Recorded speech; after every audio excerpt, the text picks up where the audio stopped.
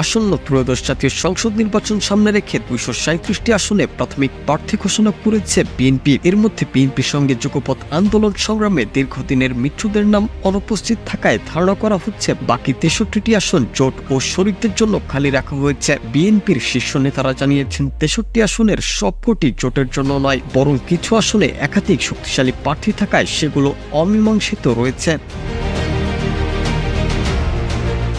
তবে শরিকদের আসন ছাড়ের ক্ষেত্রে সর্বোচ্চ মূল্যায়ন করা হবে বলে আশ্বাস দিয়েছেন নেতারা। বিএনপির সংশ্লিষ্ট সূত্রে জানা গেছে, ফ্যাসিবাদ বিরোধী যুগপৎ আন্দোলনে 50টির বেশি দল একসঙ্গে যুক্ত ছিল। এসব দলের প্রার্থীদের এলাকায় অবস্থান ও জনপ্রিয়তা যাচাই বাছাই করে তাদের জন্য 25 থেকে 30টি আসন ছাড়া হতে পারে। ফ্যাসিবাদ বিরোধী যুগপৎ আন্দোলনের গুরুত্বপূর্ণ মিত্রদের কাছে কে কোন আসন থেকে নির্বাচন করতে চান তা জানতে চায় বিএনপি। এর মধ্যে শরিকরা 300 আসনের মধ্যে 222টিতেই আসন চেয়ে তালিকা জমা দিয়েছে। তালিকায় জমা না দেওয়া গণ অধিকার পরিষদও 20টি আসন দাবি করেছিল।